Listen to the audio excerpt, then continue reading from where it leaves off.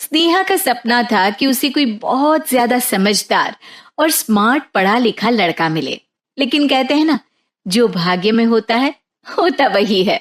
देख, मैं साफ कह रही हूँ, लड़की के बाप के पास भर भर के पैसा है। अरे एक बार लड़की ने तुझे पसंद कर लिया तो समझ के पैसे की तो नदियां भर जाएंगी, लेकिन फिर भी तेरी प्यास नहीं बुझेगी बेटा। अरे माँ, फ्रिज में मैंने 2 बोतल पानी की रखी है, और कैसे प्यास बुझेगी। अरे 5वीं फेल, मैं बात कर रही हूँ पैसों की प्यास की। तू गवाह नहीं समझेगा इस बात को। बस तुझसे लोगों की नौकरी करवा लो। वो क्या है ना आशीष की माँ, वो सीधा है, और जिसे तू लोगों की नौकरी बोल रही है ना, वो आशीष का प्यार है अपने लोगों के लिए, जिनसे वो प्यार करता है या जिनसे जुड़ा हुआ है वो। अरे जमाना नहीं रहा वो। अरे आज की डेट में तो ना बेटा माँ का है, ना ही पति पत्नी का। कैसी बात कर रही है माँ? चाहे दुनिया यहाँ की वहां क्यों ना हो जाए, मैं आपके बिना नहीं रह सकता, ना ही मैं आपको कभी धोखा दे सकता हूँ। अरे हाँ, ठीक है ठीक है। देख, लड़की को पढ़ा लिखा लड़का चाहिए तो वहां चुप रहना। जबान खोलेगा तो पता चल जाएगा कि 5वीं पास है। अरे तो पढ़ा देती ना आगे। माना सौतेली माँ हो, लेकिन दहेज की लालच तो अपने बेटे जैसी ही रख रही हो। पापा ऐसा मत बोलिए ना माँ को, वो मेरी माँ है, मैं उनसे बहुत प्यार करता हूँ। अच्छा अच्छा बेटा, कुछ नहीं कहता, बस तैयार हो जा, चलते हैं और देखते हैं कि कौन है लड़की और क्या चाहती है। सभी मिलकर लड़की देखने जाते हैं, जहाँ स्नेहा आशीष को देखकर ही इम्प्रेस हो जाती है। वाह, कितना हैंडसम है, काश इससे मेरी शादी हो जाती, लेकिन पता नहीं कितना पढ़ा लिखा है।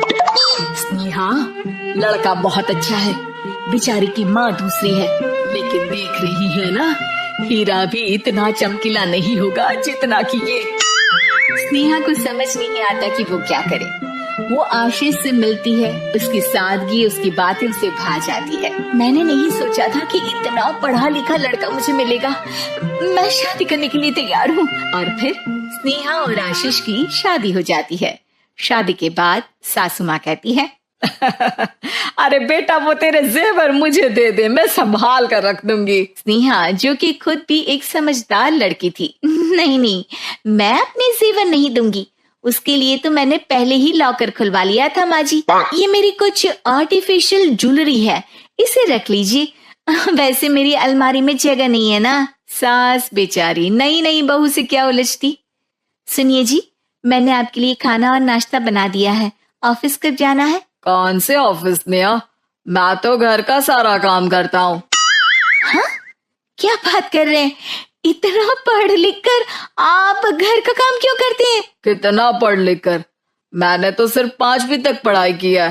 तभी वहाँ सास आ जाती है। अरे 5वीं तक भी पढ़ लिया तो समझो मेरी कृपा से, वरना तो जो इसके लक्षण थे ना, क्या बताना। अच्छा आशीष, जरा बाहर जा और भाग कर टूथपेस्ट लेकर आ, सुबह से मंजन नहीं किया। और हाँ, फिर जाकर दुकान की सफाई कर देना, तेरा छोटा भाई दुकान पर जाने को तैयार हो रहा है।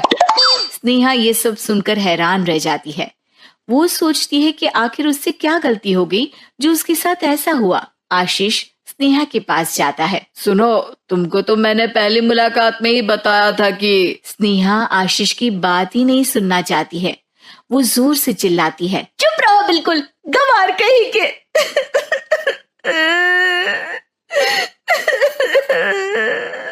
कितना बड़ा धोखा हो गया मेरे साथ, अब मैं इस घर में नहीं रह सकती। प्लीज ऐसी बात मत करो, मेरी पत्नी हो तुम, जैसे बोलोगी मैं वैसा करूंगा। मैं कोशिश करूंगा बाहर जाकर कोई काम ढूंढ लूं, पर प्लीज मत जाओ। चुप रहो गंवार कहीं के, मैं तुम्हारे जैसी की बीवी हो ही नहीं सकती। आशीष स्नेहा को लाख समझाने की कोशिश करता है, लेकिन वो अपने मायके चली जाती है। माँ चलिए ना, स्नेहा को मना कर लेकर आते हैं। अरे जाओ, मनाने जाए मेरी जूती।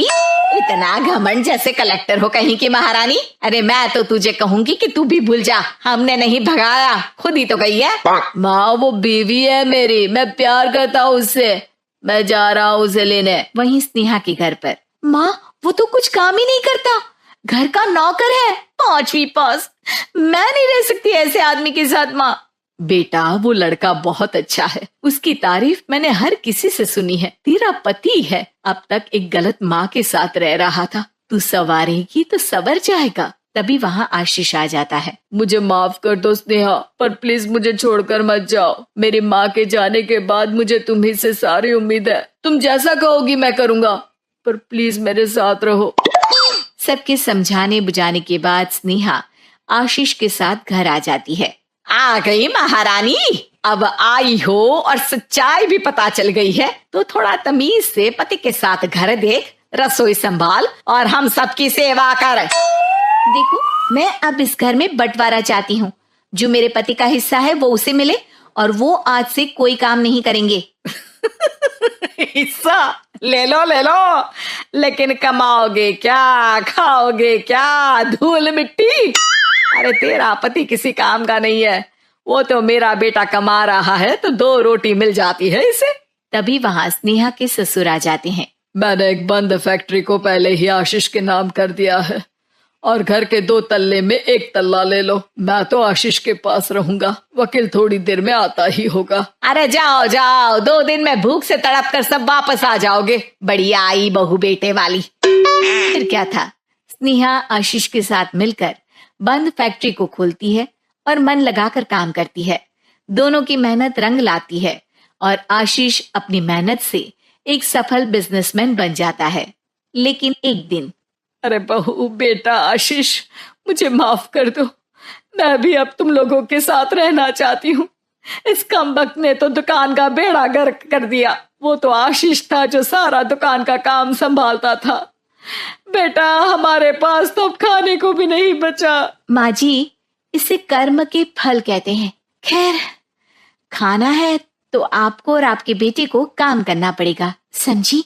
हे भगवान, अब ये दिन आ गए हैं कि बहू के साथ रहने के लिए मुझे काम करना पड़ेगा। बेटा आशीष, तू ही समझाना अपनी बीवी को। पता है ना मैंने तुझे कितने प्यार से पाला है। हाँ माँ, वो तो ऐसे ही बोल रही है आपको। अरे घर में काम काज के लिए बहुत सारे नौकर चाकर है, आप आराम से रहिए माँ। स्नेहा आशीष का अच्छा और सरल सच्चा व्यवहार देखकर मन ही मन सोचती है, मेरा पति गवार ही सही, लेकिन दुनिया का सबसे अच्छा इंसान है।